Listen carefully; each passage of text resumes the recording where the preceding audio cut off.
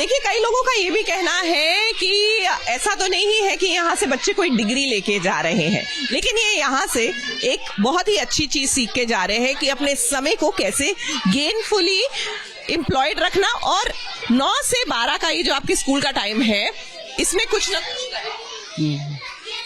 क्योंकि एक तो इनको गुड मैनर्स सिखाने बहुत ज़रूरी है, एटिकेट्स होने चाहिए, लोगों से बात करने के मैनर्स होने चाहिए, बड़ों से कैसे बात करनी है, उनको कोई गलती हो गई तो सॉरी बोलना चाहिए, थैंक यू बोलना चाहिए, ये सब चीज़ें इनको सिखानी पड़ती हैं।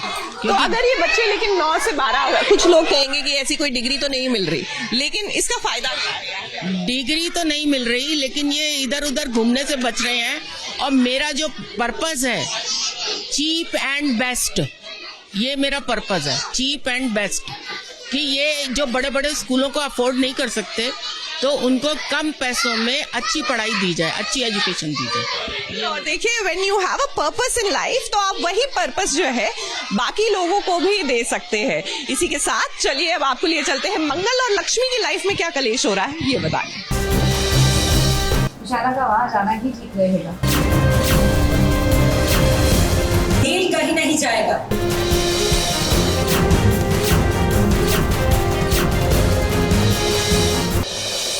इस घर के बच्चों को इस घर से दूर ले जाने का क्या कोई शौक है तुम्हें मंगल? आपसी गलतफहमी और बढ़ जाए, इससे अच्छा ये है कि हम चले जाएं। कोई यहाँ से कहीं नहीं जाएगा। मेरे बच्चे मेरे साथ चले।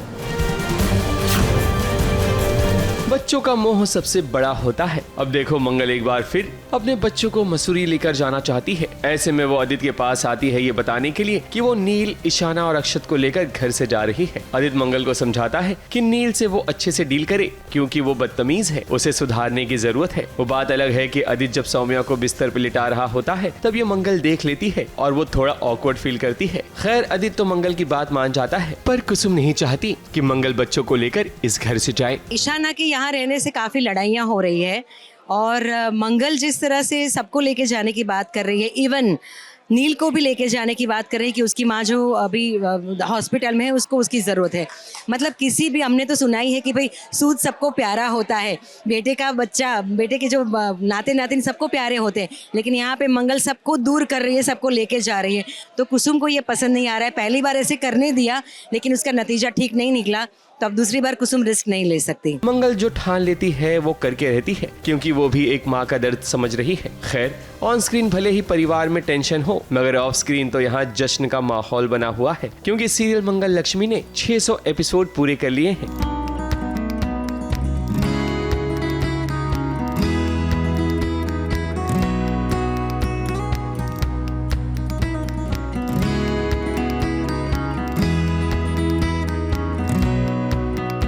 एपिसोड तक पहुंचे, आप सबका प्यार है। आई थिंक ये जश्न आपका है, क्योंकि अगर आपका जो सहयोग मिला है, आपके सहयोग के बिना यहाँ तक पहुंचना तो इम्पॉसिबल था। इतनी अच्छी स्टोरी लाइन है कि अभी भी ऐसा लगता है कि जस्ट फर्स्ट डे है और आगे क्या होना है। आज भी वो हुक पॉइंट जब हम स्क्रिप्ट पढ़ते हैं तब भी होता है कि अब क्या होगा स्टोरी में। यही कहना चाहेंगे, we are very fortunate. 600 episode, it's a big milestone, और ऐसे ही चलते रहे। 600 क्या है, 6000 एपिसोड तक हम ऐसे ही साथ में रहे। अरे वाह। जश्न का सिलसिला यूं ही चलता रहेगा। तब तक लक्ष्मी की तरफ रुख करते हैं, जहां लक्ष्मी का स्वागत गुलदस्ते से कर रहा है करण। उसकी वजह यह है कि लक्ष्मी को जॉब से निकाल दिया गया है, इसी कारण उसका आज फेयरवेल सेलिब्रेट किया जा रहा है। Okay, I have a very important announcement to make. आज आप सब लोगों में से एक ऐसा एम्प्लॉय है जिसका last day, so let me present this farewell bouquet. Lakshmi, cake चोरी किए। क्या चोरी किए मैंने? Let everyone know this कि तुमने दिल चुराया है, चुपके से दिल भी चुरा लिया और शादी भी कर ली तुमने मुझसे। करण अब नहीं चाहता कि लक्ष्मी यहाँ एम्प्लॉय की तरह काम करे, बल्कि वो अब मालकिन बनकर रहे। लक्ष्मी, तुम्हें तो काम करने की कोई जरूरत नहीं। तुम्हें सिर्फ आराम करना चाहिए, लाइफ एंजॉय करनी चाहिए, और वो भी सिर्फ मेरे साथ। लक्ष्मी अभी तो चली गई है एंड चली तो जाएगी अभी, लेकिन बाद में ऐसा कुछ होता है कि जिसमें ही इज कंपेल्ड टू मेरे सामने शायद लक्ष्मी इनको हाथ पैर पड़वाए, not like literally but sort of, कि अभी तुमने बोल दिया ना, अब नहीं, मैं नहीं करूंगी तुम्हारी जॉब। लक्ष्मी को अगर काम से हटा दिया है तो करण के लिए मुश्किलें खड़ी होने वाली हैं, जिसकी अपडेट हम आपको जरूर देंगे, सिर्फ यहाँ और कहां। मुंबई से सोनू शुक्ला के साथ एबीपी न्यूज रिपोर्ट।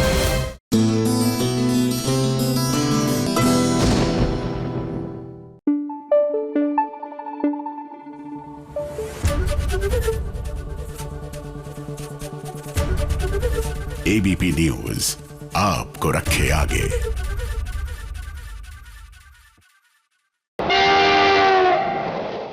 फटाफट खबरों की रेलगाड़ी जब आती है तब अपने साथ सीरियल्स की ढेर सारी खबरें लाती है। तो शुरू करते हैं फटाफट खबरों की रेलगाड़ी। फटाफट खबरों की रेलगाड़ी का पहला स्टेशन है सीरियल क्योंकि सास भी कभी बहू थी का सेट। तुलसी के घर में कम दिक्कत थी क्या, जो एक और परेशानी आ चुकी है। होगा यूं कि तुलसी को पता चल जाएगा कि ऋतिक और मुन्नी जो उनके घर की हेल्पर है, दोनों के बीच कुछ चल रहा है। ये सुनने के बाद तो तुलसी मुन्नी की क्लास लेती हुई नजर आएगी। मुन्नी के लिए ये प्यार की डगर आसान नहीं होगी क्योंकि उसे कड़ी परीक्षा से गुजरना पड़ेगा। तुलसी ने तो कह दिया है कि वो अपना बोरिया बिस्तर लेकर पतली गली पकड़कर घर से निकल जाए। अब देखो आगे क्या होता है। तुलसी मुन्नी को घर से भगा देगी या फिर अपनी बहू बना लेगी। अच्छा मुन्नी क्यों बोल रहा हूँ? मैं तुझे वो बोलता हूँ ना जो तू अपने आप को बोल रही है। क्यों मुनमुन? मैंने भरोसा किया तुझ पर मुन्नी, तू मेरी बहू बनने के सपने देखने लगी। तुम पागल है क्या? बोरिया बिस्तर बांधो और निकलो मेरे घर से। चलो।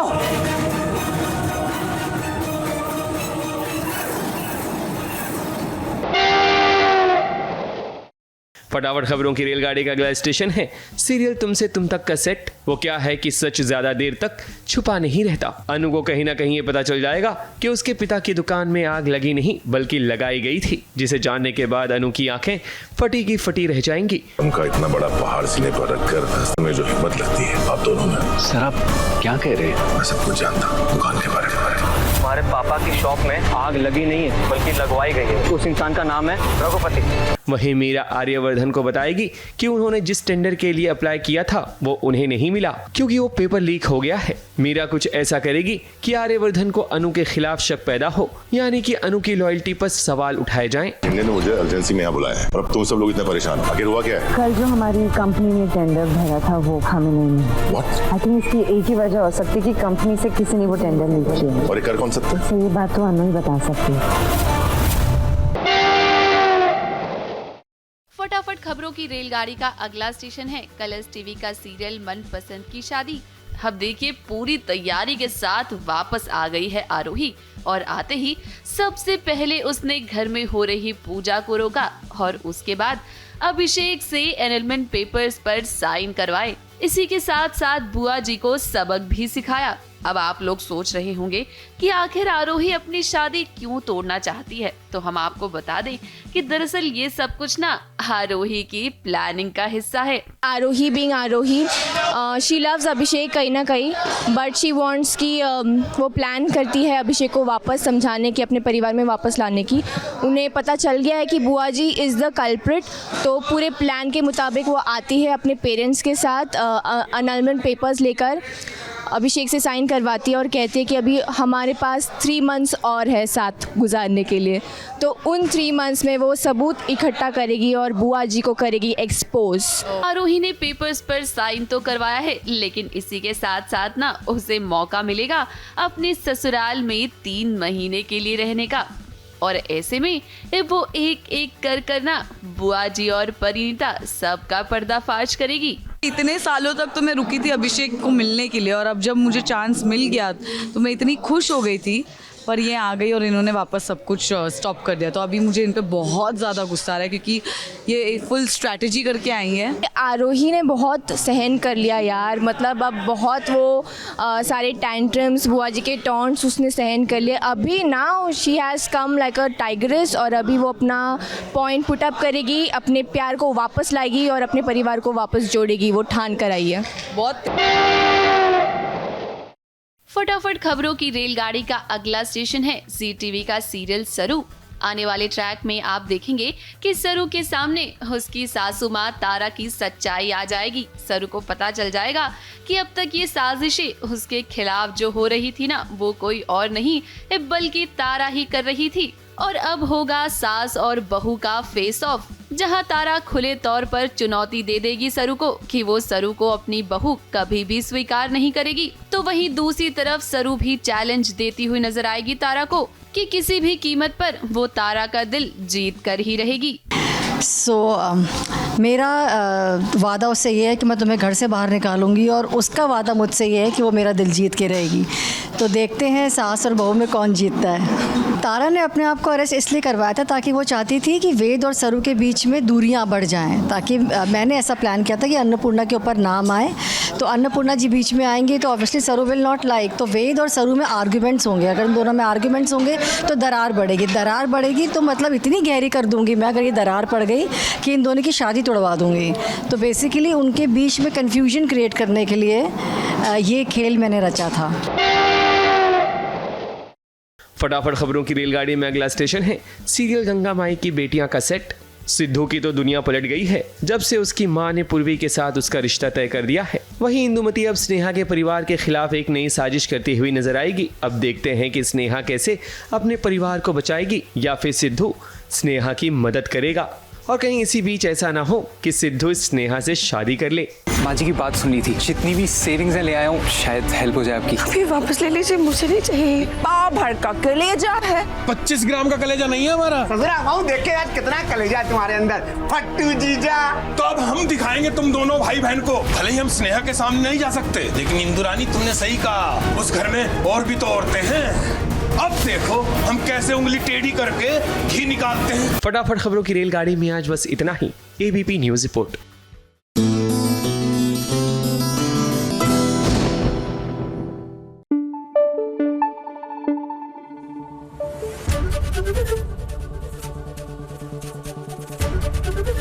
एबीपी न्यूज आपको रखे आगे।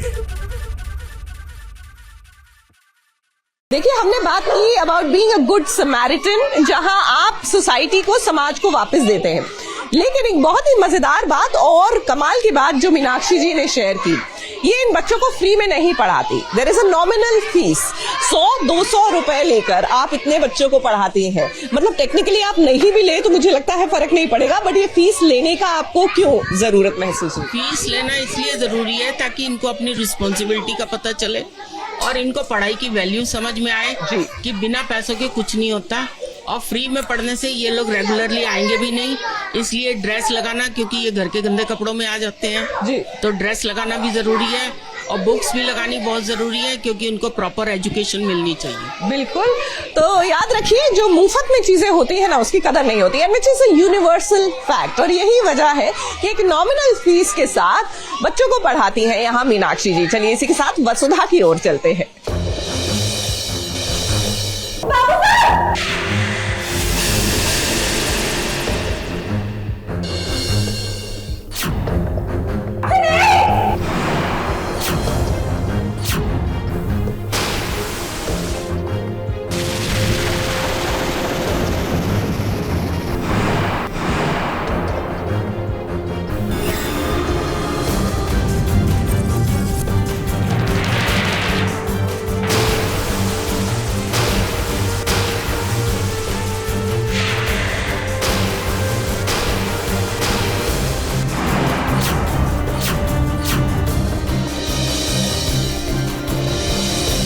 वसुधा की जिंदगी उसे ऐसे मोड़ पर ले आई है जहां उसे दोनों तरफ से दुख झेलना पड़ रहा है। अब क्या है कि एक तरफ देव बाबू हैं तो दूसरी तरफ उसके बाबूजी। अब प्यार को बचाने जाए तो बाबूजी से हाथ धो बैठेगी और बाबूजी को बचाने जाए तो देव से। मगर वसुधा ने ये तय कर लिया है कि वो अपने प्यार को कुर्बान कर देगी, मगर अपने बाबूजी को खोना नहीं चाहेगी। करणवीर ने वसुधा को धमकी दी है कि अगर उसने कहीं भी मुंह खोलने की कोशिश की तो उसके बाबूजी बचेंगे नहीं, क्योंकि वसुधा के बाबूजी को करणवीर ने किडनैप कर लिया है। देव और वसु बहुत ज़्यादा परेशान हैं, डरे हुए हैं, क्योंकि करणवीर ने हनुमंत काकू को अपने कब्जे में कर लिया है और किसी को नहीं पता है कि वो कहाँ हैं, कैसे हैं, किस हालत में हैं। और वसु को पता है, वसु वहीं से आई है शायद। तो अभी अभी हमें पता लगा है कि काकू करणवीर की गिरफ्त में है, गिरफ्त क्या, किडनैप्ड है। तो बड़ी मुश्किल से हम कोशिश कर रहे हैं कि क्या प्लान फिगर आउट करें कि हम काकू को बचाएं और करणवीर की जो डिमांड्स हैं उनको भी ना माने। तो काफ़ी इमोशंस फ्लो हो रहे हैं क्योंकि वसु के लिए उसके बाप किडनैप हो चुके हैं और देव के लिए उसके ससुर किडनैप हो चुके हैं। तो बहुत ही ज़्यादा टेंस्ड माहौल है। करणवीर वसुधा से ये कहता है कि किसी भी तरह से देव नंदिनी से शादी कर ले, मगर यही बात जब देव को पता चलती है तो वो वसुधा को समझाता है कि अब उसकी शादी वसुधा से हो चुकी है, तो भला जबरदस्ती दूसरी शादी कैसे करे। आपको नंदिनी मैडम से शादी करनी होगी देव से, तो मैं भी अपने बाबू साहब के साथ तुम घर छोड़कर कहीं चली जाऊँ। वो अपनी किस्मत लिख चुके हैं, हमारी एक दूसरे से शादी हो चुकी है और कोई भी हमें दूसरी शादी करने पर मजबूर नहीं कर सकता। और मैं भी अपने बाबू साहब को खोने की भी तैयार ना। अविनाश भी यही चाहता है कि इस प्रॉब्लम का सलूशन जल्द से जल्द निकले, वरना बात हद से आगे बढ़ जाएगी। जो भी करना है बहुत जल्दी करना होगा। हमारे पास और कोई रास्ता नहीं, हमें करणवीर की बात माननी ही पड़ेगी। मैं बिना आपके प्यार के, प्रेम मंगलसूत्र के सहारे जी सकूं, लेकिन अपने बाबू साहब के बिना मैं नहीं जी सकूंगी। करणवीर की शर्त ये है कि आपको नंदिनी से शादी करनी होगी, जो हमारे लिए भी काफ़ी कंफ्यूजिंग है। तो हम यही फिगर आउट करने की कोशिश कर रहे हैं कि इस शर्त को कैसे मना करें और कैसे हम काकू को छुड़ाएं। वसुधा ने तो तय कर लिया है कि वो अपने बाबूजी की खातिर देव को छोड़ सकती है, मगर देव कभी नहीं चाहता कि वो वसुधा को छोड़े। अब देव इस मसले का हल जरूर निकालेगा ताकि उसके ससुर जी भी बच जाएं और वसुधा को खोना भी ना पड़े। मुंबई से कैमरामैन अनूप रस्तोगी के साथ ABP न्यूज रिपोर्ट।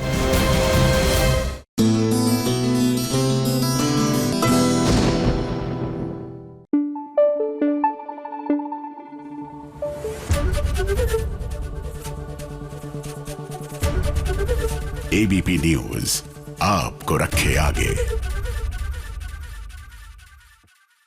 देखिए मीनाक्षी जी किस तरह ये स्कूल चला रही है, एक अच्छा कार्य कर रही है, ये तो हमने आपको बताया। But again coming back to the point where we are talking about कि महिलाओं को फाइनेंशियली इंडिपेंडेंट क्यों होना चाहिए, क्या कहेंगे आप मीनाक्षी जी? फाइनेंशियली इसलिए इंडिपेंडेंट होना चाहिए कि आपको किसी पे डिपेंडेंट नहीं होना चाहिए, पहली बात तो। और आप में सेल्फ कॉन्फिडेंस भी आना चाहिए कि we are doing something and we can do something जी। तो इट इज वेरी इंपॉर्टेंट। तो अगर आपके पास कोई भी स्किल सेट है तो यहाँ पे आप इंस्पिरेशन लेके देखिए, हमारे घर के आस पड़ोस में बच्चे होते हैं, हमारे घर में जो लोग काम करने आते हैं, हमारी सहायता करने आते हैं, जो हेल्प से उनके बच्चों को पढ़ाना शुरू कीजिए। स्टार्टिंग में उन्होंने भी फ्री में शुरू किया, लेकिन धीरे धीरे just to add value to their education एक बहुत ही नॉमिनल फीस वो लेती है। चलिए इसी के साथ हम भी चलते हैं अनुपमा के पास, आपको बताते हैं कि क्या हो रहा है सीरियल में।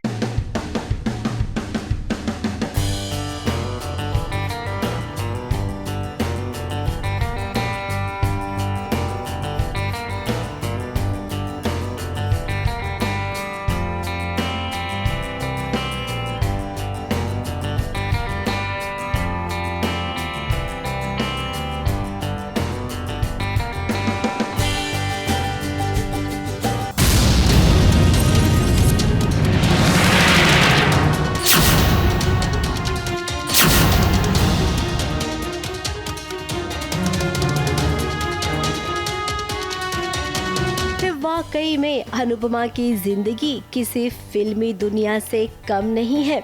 जैसे फिल्मों में कभी खुशी कभी गम का आलम बना रहता है, ठीक अनुपमा की जिंदगी में वैसा ही होता है। एक खुशी आती है तो उसके पीछे पीछे गम भी चला आता है, फिर खुशियों के बाद दुखों का पहाड़ टूट पड़ता है। अपनों से धोखा मिलता है तो अपने ही बच्चे जलील भी कर देते हैं। अब अनुपमा की बेटी माही ने क्या किया है वो तो आप सब जानते ही हैं। ना चाहते हुए भी माही और गौतम के हल्दी के फंक्शन में आना पड़ रहा है अनुपमा को अपने परिवार वालों के साथ। अब यहाँ पर कोई भी खुश नहीं है, लेकिन सब ऐसा दिखा रहे हैं कि हम खुश हैं। हल्दी का फंक्शन है और हल्दी के फंक्शन में जैसे होता है कि माही और गौतम की शादी की से काफ़ी लोग खुश नहीं हैं, कुछ लोग ही खुश हैं। तो उसकी वजह से जो उनके मन में मनहूसियत छाई हुई है, एक सैडनेस है उनके फेस में, वो विजिबल है। और क्योंकि रिश्तों का इतना नोकझोंक चल रहा है, इतना तनाव चल रहा है उनके बीच में, जिसकी वजह से आप वो टेंशन देख सकते हैं जब ये हल्दी का सीज़न, मतलब हल्दी का एक पूरा ये सेरेमनी होती है। राही ने तो हल्दी लगाने का अंदाज ही बदल दिया। देखिए ना ये कैसे गौतम पर वो हल्दी छिड़क रही है। अब रुको राही, आप जानती नहीं है गौतम इसका बदला जरूर लेगा। ये गौतम ये सब कुछ बदले के लिए कर रहा है। एक इन्वेस्टर है जिसपे प्रेम ने जिस कंपनी में इन्वेस्ट किया था उसमें काफ़ी नुकसान हो जाता है, जिसकी वजह से वो मुझे गौतम को पता चल जाता है इसके बारे में। और जब गौतम को इसके बारे में पता चल जाता है तो वो उसके आगे क्या स्टेप्स लेगा, किस तरीके से अपना वो जो उसको इन्फॉर्मेशन मिली है वो प्ले आउट करता है, वो हो जाता है। माही के हिसाब से गौतम जी बदल गए हैं तो उसके हिसाब से तो टफ़ नहीं होने वाला है, बट असलियत तो आई थिंक यही है कि टफ़ होने वाला है। बिकॉज गौतम के माइंड में अपने प्लान्स है, अलग प्लान्स है जो किसी को भी नहीं पता है, माही को भी नहीं पता है। इनफैक्ट माही के तो आइज़ में वो एकदम best guy in the world है। तो वैसे इस शादी में फिर राही और प्रेम के बीच भी तनाव वाली सिचुएशन देखने मिल रही है। तुम जो घर को जोड़ने के बजाय घर को तोड़ रही हो, मैं भी देख रहा हूँ। और तुम जो काम के बहाने अभी दूर रहने लगे उसका क्या? ना तुम्हें घर की फिक्र है ना मेरी। तो आदमी काम भी ना करे। Are you sure तुम काम भी कर रहे हो? कहना क्या चाहती हो? हाँ? जो तुम समझ रहे हो प्रेम। तुम्हारा दिमाग खराब हो गया। वो भी तुम खराब कर रहे हो। मुझे तुमसे बात ही नहीं करनी। मुझे भी। अब अनुपमा इन्हें समझाने जरूर जाएगी, उसके बाद क्या होगा तो वो आप खुद ही समझ लीजिए। मुंबई से प्रिया धवड़े के साथ एबीपी न्यूज रिपोर्ट।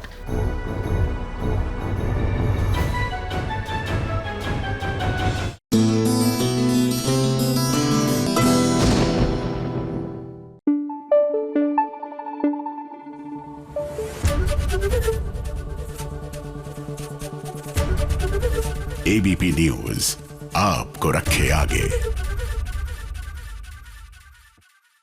देखिए किसी ने ना मुझे ये कहा था, और स्पेशली बिकॉज जब स्ट्रीट डॉग्स की बात हुई कि उनको खाना नहीं खिलाना चाहिए, तो किसी ने मुझे बहुत अच्छी चीज बताई कि well fade dog is a happy dog, और वो फिर कभी किसी को काटता नहीं है। और मेरे डॉग्स तो बिल्कुल नहीं किसी को काटते। ये इतने वफादार हैं, इतने फेथफुल हैं कि इनके भरोसे मैं अकेली इतने बड़े घर में रहती हूँ। देखिए थोड़ा सा प्यार जब आप दिखाते हैं किसी के प्रति, फिर चाहे वो बेजुबान जानवर ही क्यों ना हो, वो वफादारी जरूर निभाता है। चलिए इसी के साथ आपके लिए चलते हैं हम दिखाने, क्योंकि टुडे इज थर्सडे, कि आखिरकार टीआरपी के चार्ट में कौन सा सीरियल कितना आगे बढ़ा। लो आ गया है टीवी की दुनिया का टीआरपी चार्ट। आज हम आपको बताएंगे कि टॉप 5 में कौन कौन से शोज ने जगह बनाई है। तो शुरू करते हैं नंबर 5 से। 5वें पायदान पर एक नहीं बल्कि 3 शोज हैं। सीरियल तारक मेहता का उल्टा चश्मा, गंगा माई की बेटियां और वसुधा, इन्हें मिले हैं 1.6 की रेटिंग्स। नंबर 4 पर है सीरियल उड़ने की आशा 1.7 रेटिंग के साथ। नंबर 3 पर है सीरियल उड़ने की आशा सपनों का सफर और ये रिश्ता क्या कहलाता है, इन्हें मिले हैं 1.8 की रेटिंग्स। नंबर 2 पर है सीरियल क्योंकि सास भी कभी बहू थी 2 की रेटिंग के साथ। और वहीं पर नंबर 1 बना हुआ है सीरियल अनुपमा 2.1 की रेटिंग के साथ। तो ये था टीवी की दुनिया का टीआरपी चार्ट। अगले हफ्ते फिर हाजिर होंगे एक नए टीआरपी चार्ट के साथ। ABP news report.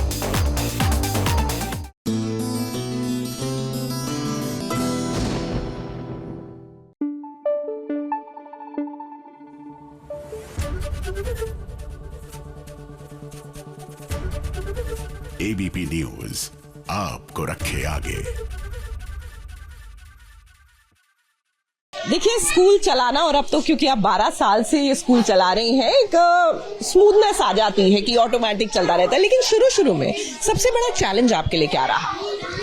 सबसे बड़ा चैलेंज तो लोगों को कन्विंस करना था कि यहाँ पे बहुत सारे स्कूल हैं इस एरिया में, तो एक नए स्कूल की ओर लेना, बच्चों को बुलाना, उनको कन्विंस करना कि आप भाई हमारे पास भी कुछ होना चाहिए ना उनको बताने के लिए।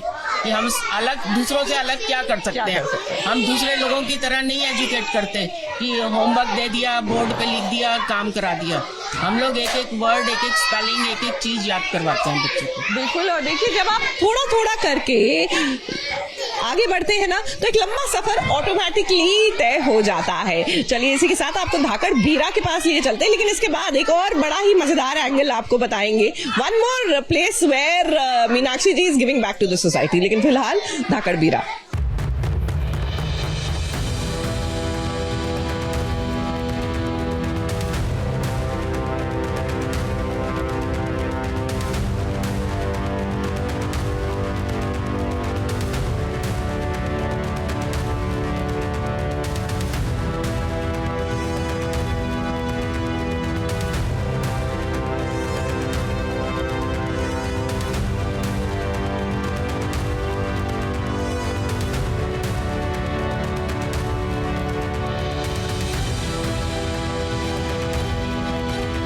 आदमी जब किसी लड़की को बेचारी और लाचार समझकर उस पर अत्याचार करता है तो वो भूल जाता है कि वही लड़की माँ दुर्गा का रूप ले सकती है।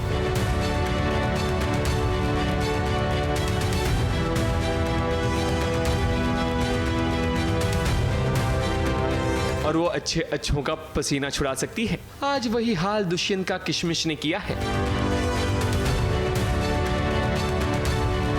किस तरह दुष्यंत को सबक सिखाकर किशमिश देखो 9-2-11 हो गई।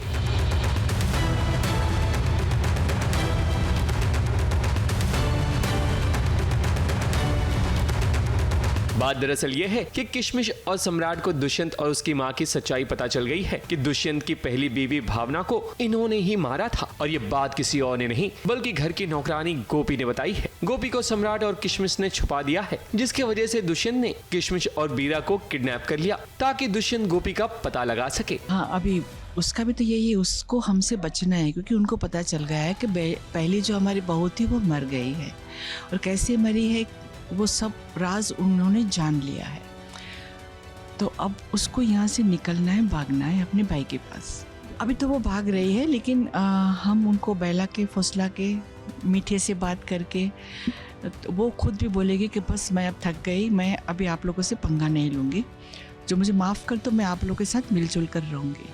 वो भी एक ड्रामा कर रही है और हम भी मिलने जुलने का ड्रामा कर रही है। बेसिकली गोपी को किडनैप कर लिया और मुझे बोल रहे हैं दुष्यंत की अगर गोपी वापस नहीं आती तो मैं बीरा को मार दूंगा। घर में काम करती है और उसको भावना का डेथ का रीज़न पता है जो कि दुष्यंत जी हैं, तो दुष्यंत जी चाहते हैं कि वो अपना मुंह ना खुले। भाई अब देखना बड़ा दिलचस्प होगा क्योंकि दुष्यंत और किशमिश दोनों एक दूसरे के साथ गेम खेलेंगे और कौन किसकी जाल में फंसेगा यही तो देखने वाली बात होगी। मुंबई से कैमरामैन सुजीत मिश्रा के साथ एबीपी न्यूज रिपोर्ट।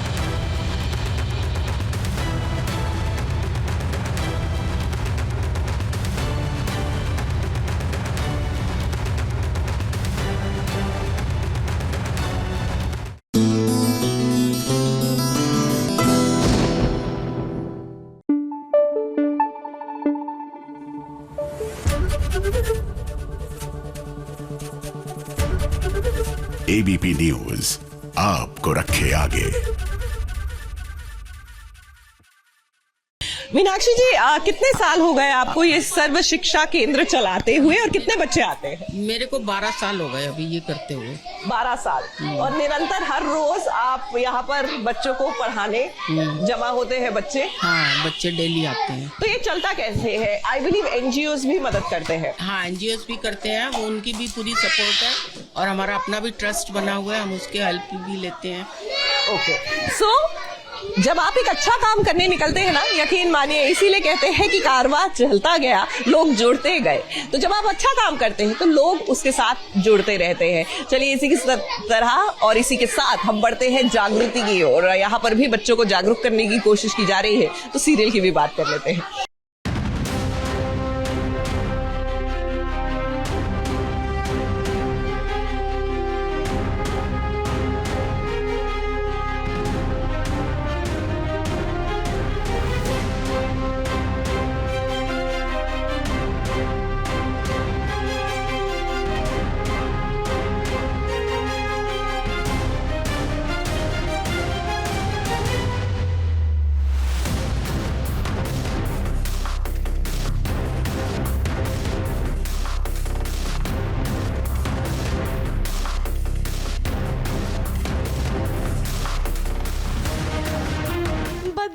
आग में सूरज अपनी ही जागृति को आज चित्ता के बागी लोगों की तरह अपराधी मानने लगा है, क्योंकि उसे अपनी पत्नी जागृति यानी कि जग्गू याद ही नहीं है। तभी तो देखिए कैसे आज उसने के यानी कि कालीकांत की तरह जागृति के हाथों को बांध दिया है। और जागृति की इस हालत को देखकर सभी घर वालों की आंखें नम हो गई हैं। मगर मजाल है कि सूरज को जागृति पर थोड़ी सी भी दया आई हो।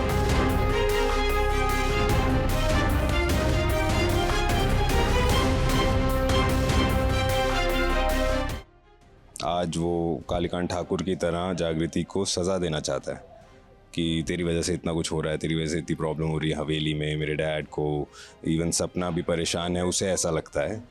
तो वो एक चित्ता नाम का ठप्पा लगाने जा रहा है उसकी रिस्ट पे, पर वो कर पाता है कि नहीं कर पाता, आप देखिए हमारे शो में। अब देखिए ये सब कुछ जागृति सह रही है, क्योंकि वो जानती है कि सूरज अगर ठीक होता तो वो कालीकांत के मौत का गुनहगार उसे नहीं मानता। और ये बात कहीं ना कहीं सूरज को भी खाए जा रही है।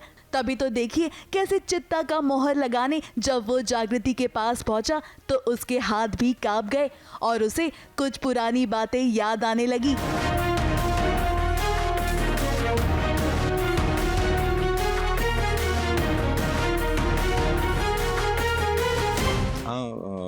उसको कुछ फ्लैशेस आते हैं, कुछ चीज़ें याद आती हैं, कुछ धुंधली सी यादें दिखाई देती हैं और वो उसके सर में दर्द कर देती हैं, तो वो रुक जाता है और वो नहीं कर पाता है। ये फिर वो अपने सवालों के जवाब के लिए बाहर कहीं चला जाता है।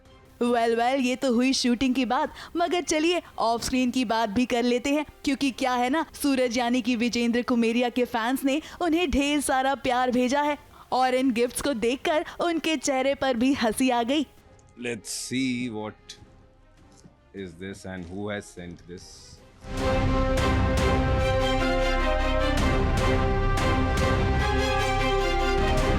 अच्छा सा ये बना के भेजा है। I'll keep it in my makeup room.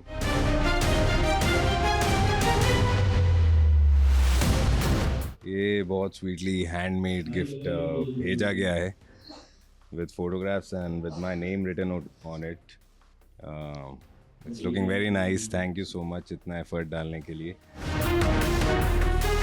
प्यार है फैंस का, जैसे VJ_ लव फैन ने, वैशु पोदार ने ये भेजा है। स्वीट सा जेस्चर है, बहुत प्यारा है, इतना प्यार करते हैं फैंस, इन्हें वर्ड्स में बयान नहीं कर सकते। और भी कुछ भेजा हुआ है। Really sweet of you guys and thank you so much for sending this lovely gift. इसमें दिख रहा है कि एफर्ट डाला गया है, प्यार डाला गया है। I love you. मुंबई से कैमरामैन सुजीत मिश्रा के साथ ABP न्यूज रिपोर्ट।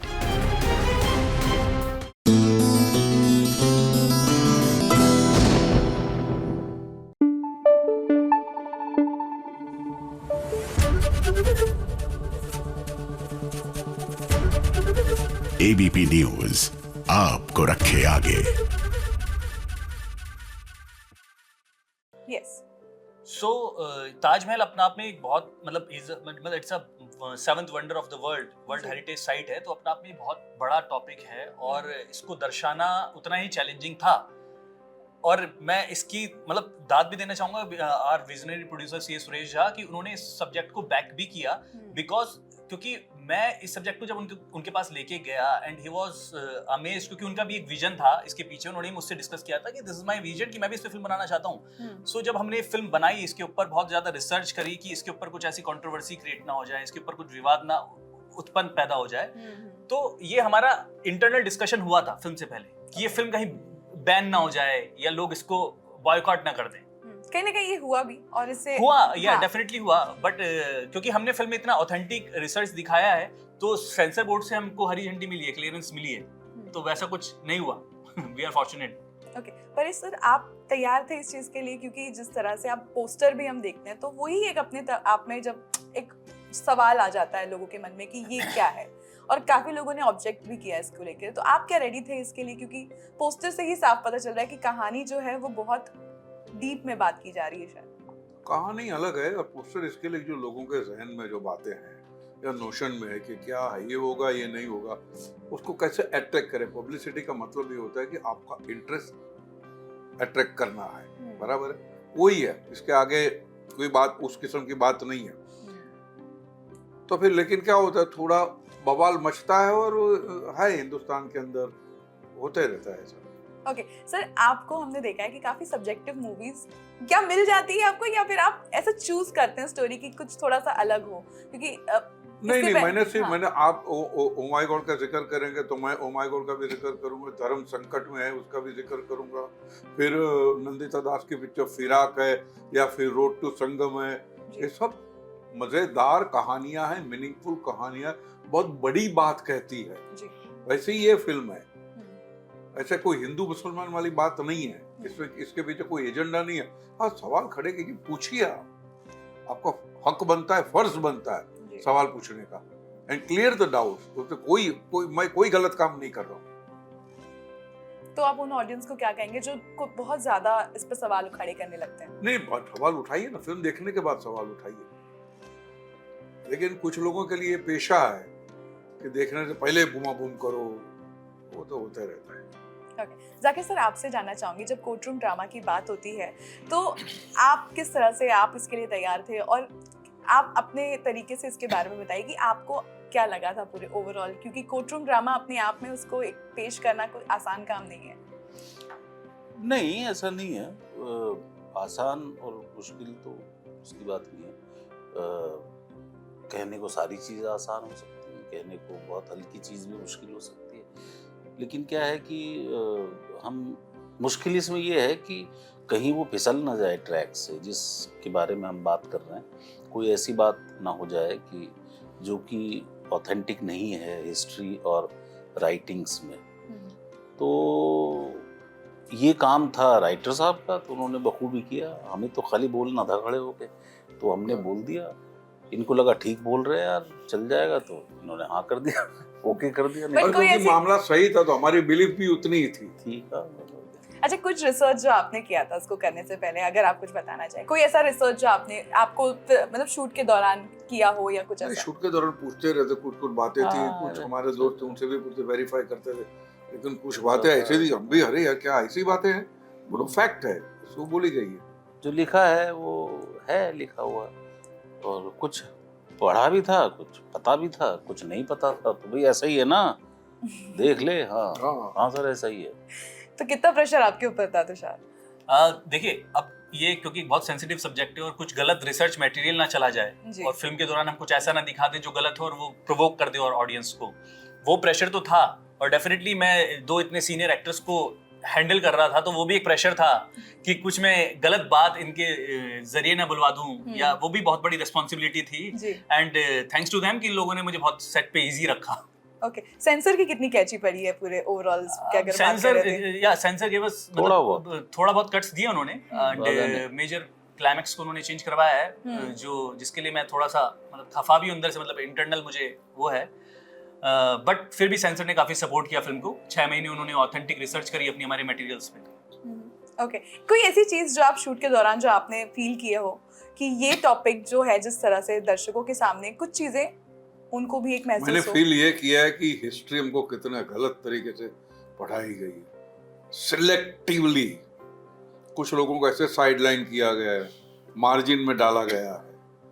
और मुझे इस बात का बहुत दुख हुआ, क्योंकि generation after generation they have suffered. एक आपका सेल्फ एस्टीम बनता नहीं है, आप गलत हिस्से से नुकसान ही होता है कि मेरा सेल्फ एस्टीम ही नहीं बनता है, तो उसका क्या करोगे, उसका कौन देगा? और बिल्कुल एक जो हैं हमारे हिंदुस्तान में, अभी भी कुछ लोग हैं, अभी भी कुछ ऐसे हिस्टोरियन हैं जिन्होंने ऐसे गंदा खेल खेला है, तो क्या करेंगे? अभी धीरे धीरे लेकिन बात उभर के आ रही है सामने, वो भी धीरे धीरे क्लियर हो जाएगा, मैं उम्मीद रखता हूँ। सर नहीं, वो ठीक, बिल्कुल सही कहा, क्योंकि अगर 5th क्लास 6th क्लास में हम पढ़ते हैं तो तब हम ना तो ओपिनियन बना सकते हैं, ना हमें ये पता कि ताजमहल शाहजहां ने नहीं बनवाया था, हम तो यही पढ़ेंगे भी, ये किताब में आएगा, इसी का सवाल देना है, इसी से 5वीं पास करनी है, 6वीं पास करनी है। हमारा तो फंक्शन वही होता है, वही ये पास कर ली जिसने भी बनाया है, ये बनाया तो सवाल ही नहीं है। तब तो ये है कि भी गवर्नमेंट कह रही है बनाया है, ऑथेंटिक है वो। हाँ, अकबर ऐसा था वैसा था, वैसे ही रहा होगा, सवाल भी वैसे ही आएंगे। तो अब उस पे सवाल क्या करें कि ये अच्छा है कि नहीं, वो तो बाद में चल के जब आप कंपैरेटिव स्टडी करते हैं, जब आप अपनी कोर्स की किताबें छोड़ के दूसरी किताबें पढ़ते हैं, तब सवाल उठता है, अरे ये इसने क्या लिखा, हमने तो हिस्ट्री की किताब में ऐसा पढ़ा था, तो इसने ये पढ़ा है तो अच्छा, इसका सोर्स क्या है। ये फिल्म में एक डायलॉग बड़ा अच्छा है जो मुझे बेहद पसंद है, कि लोगों को उतनी सच्चाई दिखाई जाती है जितना जरूरी है, उसके ऊपर अगर आपने सच्चाई दिखा दी तो फिर उसे प्रोपेगेंडा कह के खारिज कर देंगे। ये प्रोपेगेंडा है, बात ही उड़ा देंगे। ये व्हाट्सएप वाले हैं, व्हाट्सएप यूनिवर्सिटी के, और ये हमेशा वामपंथियों का तरीका रहा है, उसका मजाक उड़ा दो, रिडिक्यूल करो उसको, अड़ेहल कर दो, जवाब देने को नहीं होता है वो रिडिक्यूल कर दे। लेकिन अभी लोगों को बात समझ में आ गई है। एक होता है जब आप घूमने जाते हो तो एक अलग तरीके से देखते हो, लेकिन आप जब उसके बारे में स्टडी करते हो तो उसके बारे में आपके नजरिया उसके लिए बदलता है, तो क्या और कैसे आपका नजरिया उसको लेकर बदला है? मैं तो स्टडी तो की है काफी, तो ऐसा नहीं है, लेकिन वो उसके औ से आप बच नहीं पाते हैं। उसके आर्किटेक्ट करेक्ट, उसके तो सही है। हाँ, उसके आर्किटेक्चर वो आपके ऊपर हावी नहीं होता, वो आपको आलिंगन करने का ऐसा लगता है आपको बुला रहा है। ये चीज है उसमें, जितनी भी नक्काशियां हैं वो सारी चीजें हैं, वो उसके औ में सब धूमिल से मतलब जैसे बहुत ज्यादा रोशनी में आपको नहीं दिखता कुछ, वैसा हो जाता है। एस्थेटिकली तो पावरफुल है, तो वो उसका आपको जवाब ही नहीं है, मतलब मानना पड़ा ना आपको, 7वां वंडर। सही बात। कितनी कोशिश की गई, नहीं माना उन्होंने, लेकिन आज भी विदेश वाले आते हैं तो फोटो यही खिंचवाते हैं। किसी को देखा कुतुब मीनार के सामने फोटो खिंचवाते हुए? नहीं देखा ना। तो इसलिए नहीं कि वो प्यार की निशानी है या कत्लेआम की निशानी है, इसलिए कि वो ये है, वंडर है ये। मतलब ये आप इसको जितना देखो उतना कम लगता है। अभी भी आप कुछ देख रहे तो उसके बारे में अगर क्या? नहीं, वो बहुत कुछ है इसमें, मैं पिछले इंटरव्यू में बता चुका हूँ। छोड़ दीजिए, थोड़ा सा मुझे भी बता दीजिए। इसमें बहुत सारी चीजें हैं, जब हमने इस पे स्टडी की थी, मतलब आपने देखा है? अभी मैंने ट्रेलर ही देखा है सर। नहीं, ताज देखा है आपने? जी। कब गई थी आपको क्या लगा? वो टाइम हो गया कल सर काफी। जैसे आपने कहा कि हम जब पढ़ते हैं और उतना नहीं पता होता है आपको, आप स्कूल टाइम में होते हो या कुछ होता है, तो आप उसकी उस तरह से नहीं देख पाते, इसलिए मैंने ये सवाल भी पूछा। आर्किटेक्चर की बात है, जो मैं बात कह रहा था, ये लाइनें देख रहे हैं आप, तो इसमें दरवाजा नहीं दिख रहा, मीनार में जाने का दरवाजा दिख रहा है उधर पीछे वाले, कितनी लाइनें हैं उसमें। दरवाजा तो इंसान जाएगा तो 6 फुट का होगा ना, दूर से लगता है अरे इसको तो मैं वहां तक पहली मंजिल तक छू लूंगा, लेकिन 4थी लाइन तक हाथ नहीं जाता है। वो जो पर्सपेक्टिव है उसका, वो बड़ा कमाल है यार, बहुत ही अद्भुत है। जिसने सोचा है, जिसने इसको बनाया है, चाहे वो कन्वर्ट भी, मतलब नकल करने के लिए अकल कितनी बहुत अकल चाहिए। ये है। ओके, तो शायद लास्टली व्यूअर्स से क्या कहेंगे, और जिस तरह की कहानी है, एक मौका तो सबको मिलना चाहिए, तो आप किस तरह से उन लोगों को बोलेंगे जो कि थोड़ा सा नकारात्मक तरीके से इसके बारे में बात कर रहे हैं? मैं यही अपील करना चाहूँगा उनसे कि प्लीज़ आप पहले तो अपने जहन से निकाल दीजिए कि कोई व्हाट्सएप यूनिवर्सिटी से हमने उठा के फिल्म बनाई है, क्योंकि मेरे पास बहुत कमेंट्स आते हैं व्हाट्सएप यूनिवर्सिटी प्रोपेगेंडा फिल्म को आप देखिए और एक अलग पर्सपेक्टिव से दूसरा पक्ष भी जानने की कोशिश कीजिए, क्योंकि ये बहुत ज़्यादा ज़रूरी है। ज़रूरी नहीं कि हमको जो बचपन से पढ़ा है, हिस्ट्री की किताबों में पढ़ा है, वही बात सच हो, है ना। सर का एक डायलॉग है फिल्म में कि भाई आपने मुगलों के अलावा इतने सारे राजा थे, उनके बारे में क्यों नहीं पढ़ा है इतना ज़्यादा, और सिर्फ यही पढ़ा है अकबर महान, औरंगजेब सर्वशक्तिमान, शाहजहां प्यार की पहचान। तो मैं ये कहने का मकसद है कि किसी को हम यहाँ डिफेम नहीं करने की कोशिश कर रहे हैं। हमने ताजमहल के ऊपर बात की है, मुगल्स के ऊपर बात की है, हिस्ट्री के ऊपर बात की है, तो आप उसको देखिए, और अगर आपको लगता है कि हमसे कुछ गलती हुई है तो आप जरूर हमको कटघरे में खड़ा कीजिए। सर आप लोग क्लास में व्यूअर्स से कहेंगे? मैं ये कहूंगा कि आइए फिल्म देखिए, अपना ओपिनियन मत बांधिए, देखे बिना देखे बगैर ये मत बोलिए। और जो लोग प्रोपेगेंडा बोलते हैं उन लोगों की बातों पे मैं तो ध्यान ही नहीं देता हूँ, होते रहे बकते रहते हैं। आइए फिल्म देखिए, 31 को रिलीज हो रही है। Thank you very much. Thank you so much sir हमारे के साथ जुड़ने के लिए। Snehil Yadav, ABP news, Mumbai.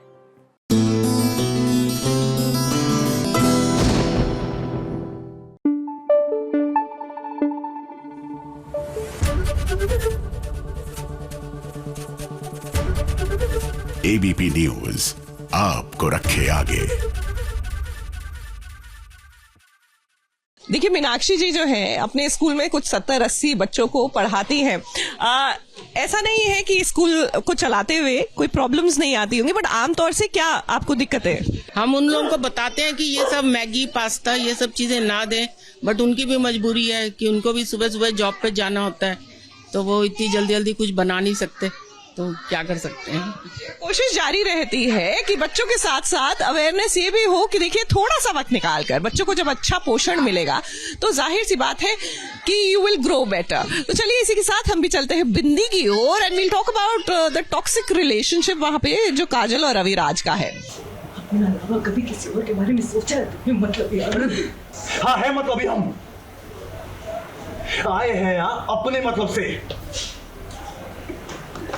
देखो, हम यहाँ इसलिए हैं क्योंकि तुम एक ही हो जो पुलिस से जाके कह सकते हैं कि हमने तुम्हारा अपहरण नहीं किया। अरे तुम्हारे भाई ने हमें तुम्हारे अपहरण के आरोप में अंदर करवा दिया था। मुझे चाहे दयानंद पाठक ने क्या हो या तुम देखी भाई हो ना तुम।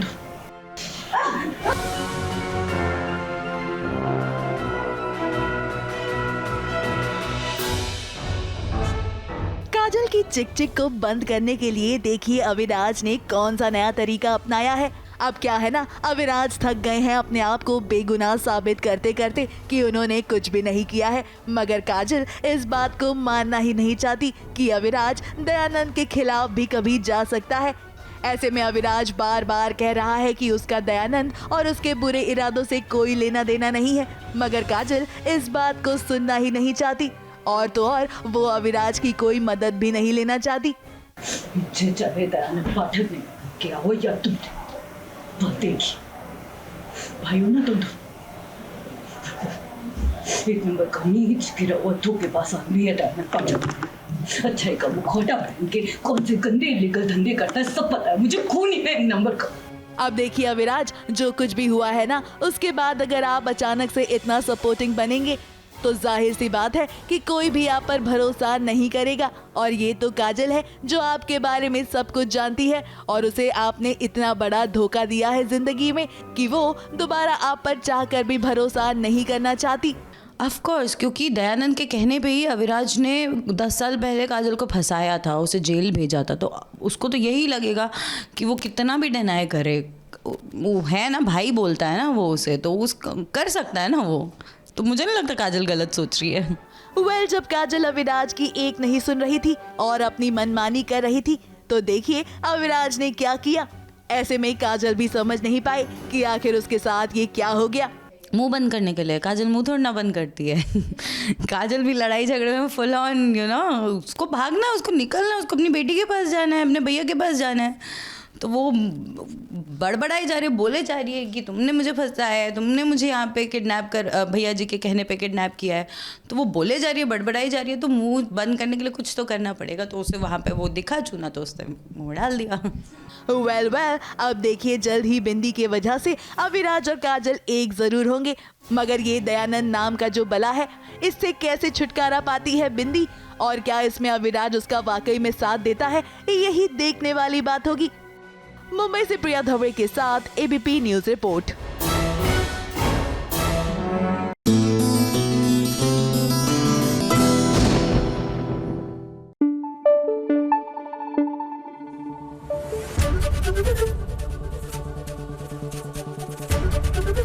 एबीपी न्यूज आपको रखे आगे।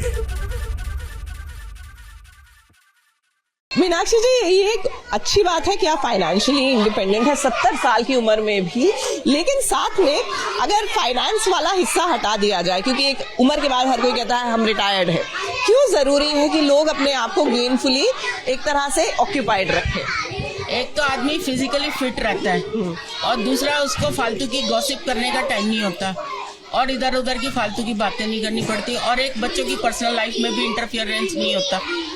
जी हाँ, अक्सर मैम बच्चों को यही लगता है कि यार ये आप हर चीज पे हमें टोकते रहते हैं। सो व्हेन आप अपने ही काम में इतने व्यस्त हैं तो आप जिसे कहते हैं ना अनवारंटेड हेल्प्स ब्रीड्स कंटेम्प्ट, की जबरदस्ती आप किसी को राय नहीं दे रहे और अपने कार्य में इतने बिजी हैं कि आपको सामने वाले को भी कहना पड़ता है कि देखिए जब टाइम होगा मैं तब बात करूंगी। But having talked about that, चलिए चलते हैं जाने अनजाने की ओर।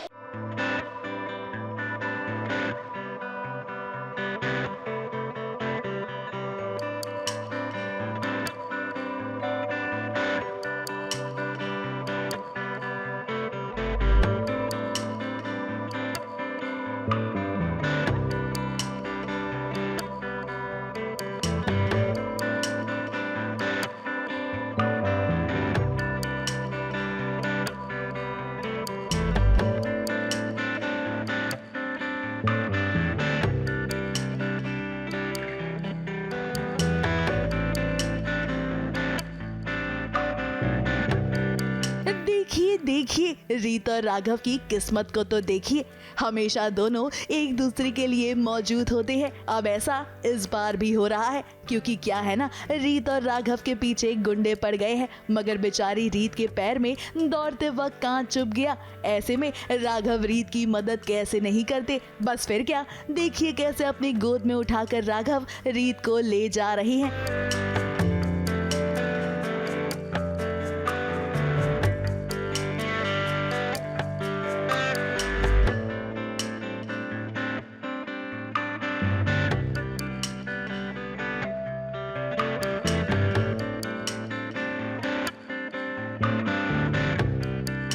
वैसे सोचने वाली बात यह है कि जो रीत और राघव गुंडों से बचकर भाग रहे थे, उन्हें एक दूसरे के साथ बिताने के लिए इतना समय कैसे मिल गया। खैर राइटर साहब को इन्हें मिलवाना था तो वो तो कुछ भी कर सकते हैं, और इनकी नोकझोंक ऐसे में ना हो ऐसा भी तो नहीं हो सकता। रीत और राघव इस स्थिति में भी एक दूसरे की टांग खिंचाई कर रहे हैं, मगर रीत की मदद करने वाले राघव के मन में ये सवाल जरूर है कि क्या रीत अभी भी उनसे प्यार करती है या नहीं। इसके लिए देखिए कैसे वो मलहम लगाते हुए उनसे सवाल पूछ रही है। वैसे तुम्हें कौन सा फर्क है? मैं जीवन तो परवाह नहीं।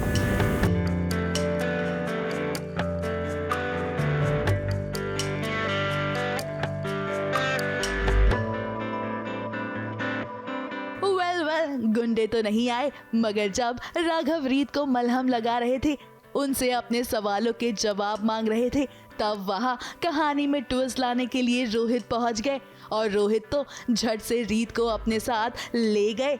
अब बेचारे राघव के मन में तो कई सवाल हैं, मगर उन्हें अपने सवालों का जवाब नहीं मिला।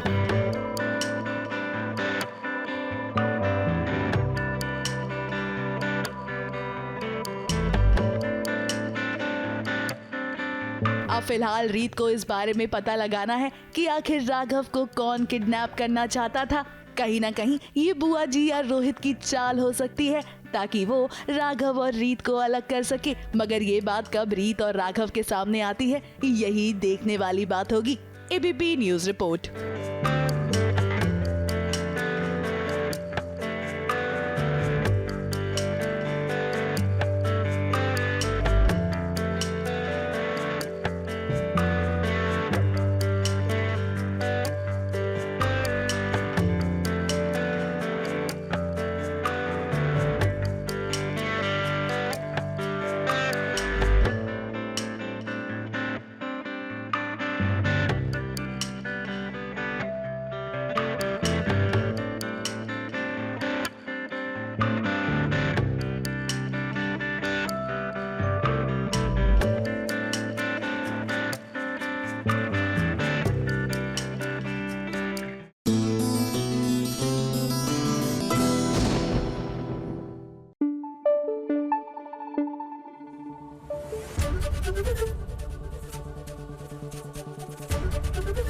एबीपी न्यूज आपको रखे आगे। ये जो आपको फ्रेम में दिख रही है, इनका नाम है टिप्सी। तो मीनाक्षी जी जहाँ बच्चों को खाना खिलाती हैं, पिछले कई दिनों में ये चर्चा में बहुत रहा कि स्ट्रीट डॉग से लोग परेशान हैं, तो she has taken care of that also. I believe Meenakshi ji आप आस पड़ोस के ढेर सारे स्ट्रीट डॉग्स को खाना भी खिलाती हैं। ये तो मेरा एम है, एम ऑफ माय लाइफ, कि एक तो इन बच्चों को एजुकेट करना और दूसरा जो बेज़बान है उनकी हेल्प करना। और ये जो पीछे सरकार ने ये कानून बनाया था कि स्ट्रीट डॉग्स को खाना मत खिलाओ, आप उनसे ये पूछो कि पहले आप खाना खाना बंद करो। ये मेरे लिए, ये मेरे गुरु हैं, मैं इनको अपना गुरु मानती हूँ क्योंकि इनसे मैंने बहुत कुछ सीखा है। और इनसे मुझे सबसे बड़ी चीज़ जो मिली है मेंटल सेटिस्फैक्शन और सेल्फ रियलाइजेशन, जो एक गुरु का काम होता है। गुरु गोविंद दो खड़े काके लागू पाए, बलिहारी गुरु आपने जिन गोविंद दियो मिलाए। तो ये बिल्कुल इनके ऊपर लागू होता है कि इसी तरह आप समाज को छोटे छोटे स्टेप्स करते हुए अलग अलग पहलुओं से how you can give back to the society के साथ चलिए मन्नत की ओर आपको लिए चलते हैं।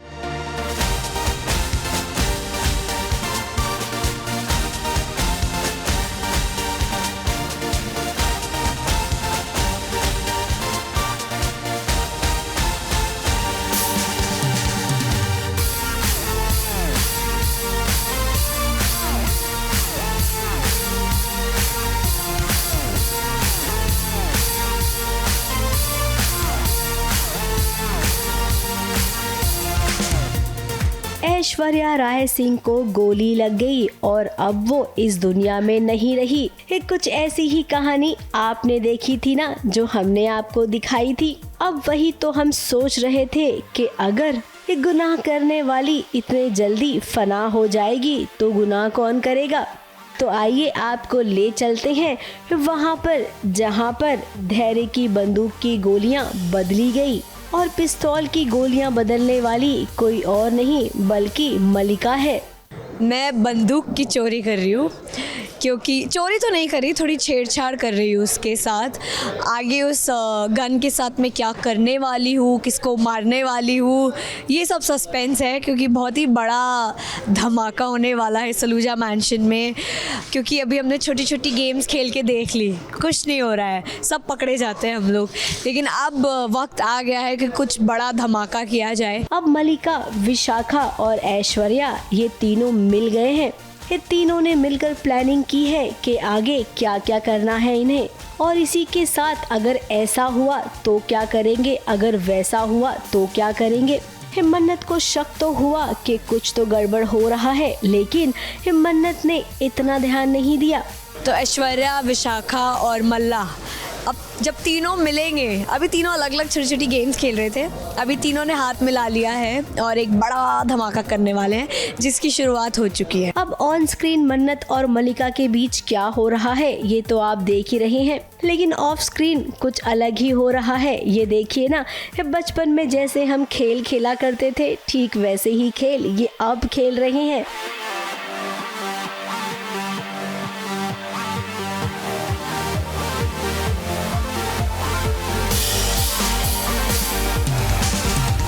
जाते जाते हम अपने दर्शकों को बता दें कि मन्नत में जैसा आप सोच रहे थे वैसा अब नहीं होगा। ये कहानी पूरी तरीके से बदल गई है। क्योंकि मैं बोर हो रही थी तो मैंने कहा चलो यार कुछ खेलने के लिए मिल नहीं रहा था तो गन के साथ ही खेल लेते हैं, थोड़ा टाइम पास हो जाएगा। हासिल क्या होगा मुझको ये जानना है। एग्जाम मल्ला आगे आगे देखो होता है क्या, सब कुछ बता दूं मैं आपको। बहुत बड़ा धमाका करने जा रहे हैं और ये सस्पेंस है कि क्या होगा, कोई मरता है, मतलब विशाखा मरती है, ऐश्वर्या मरती है या कोई और मरता है, और मरने से क्या हासिल होगा, स्टे ट्यून्ड। क्या व्हाट क्या बोला आपने? नहीं यार ऐसा कुछ नहीं है, हमें किसी को मारना वारना नहीं है, उतने भी बुरे नहीं है जितने आपको लगते हैं। ग्राहक के लिए मुझे लगता है आप कुछ भी कर सकते हैं मलिका। नहीं यार, अभी मेरा हृदय परिवर्तन हो गया है। अभी मैं मारना नहीं चाहती किसी को, अभी मैं अलग करना चाहती हूँ, क्योंकि मारने का ट्राई किया प्लान फ्लॉप हो जाता है, तो अभी यार थोड़ा अलग कर देंगे, उसी में मैं खुश हो जाऊंगी। तो अभी वही प्लानिंग है, बस और कुछ नहीं है। विक्रांत और मन्नत की शादी होने वाली है। ये तो आप जानते हैं, लेकिन कब होगी भी या नहीं, अभी इस पर भी बहुत बड़ा सवाल है। ABP news report.